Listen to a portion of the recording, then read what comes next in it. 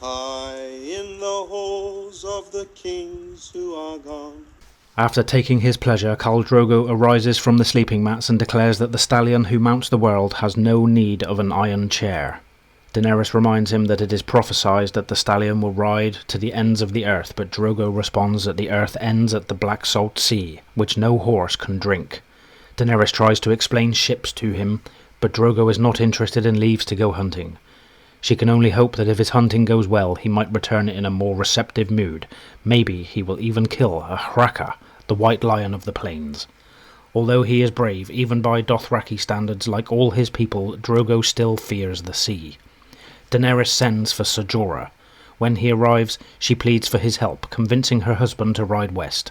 Ser Jorah explains that Drogo has never seen the Seven Kingdoms and probably thinks of them as small islands like Lys or Lorath.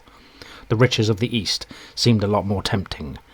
He continues that she should have patience and not make her brother's mistake. Ser Jorah promises that eventually they will go home.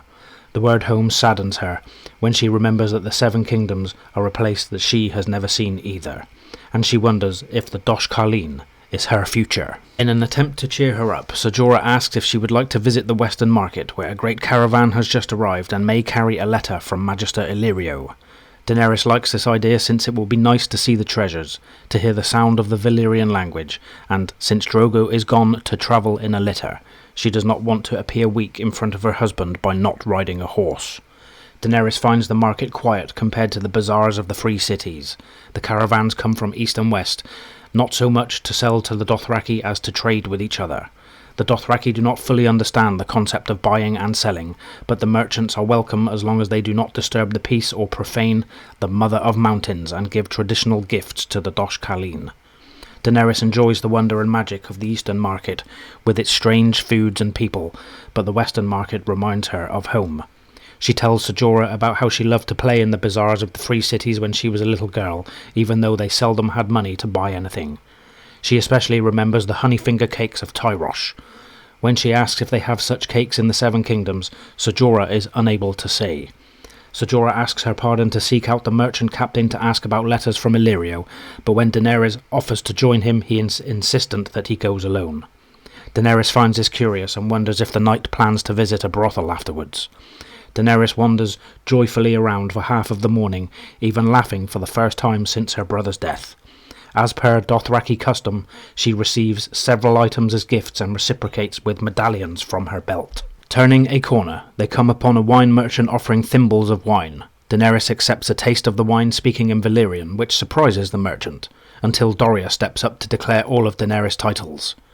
The merchant immediately insists that the wine he was going to offer her is not worthy of a princess, and offers her a cask of his finest wine.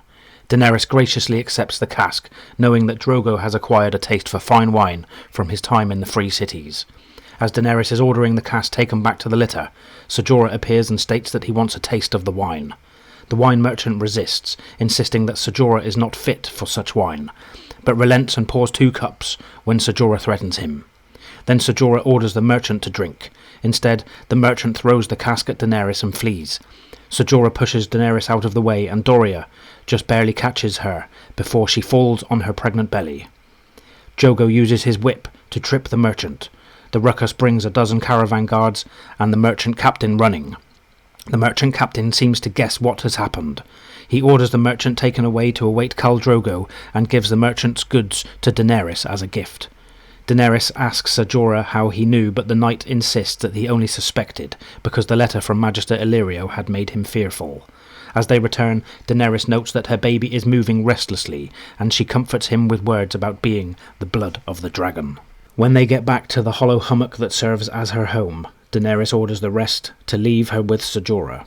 The knight explains that the letter from Magister Illyrio brings news that the usurper has offered lands and a lordship to anyone that kills Daenerys and her child or her brother.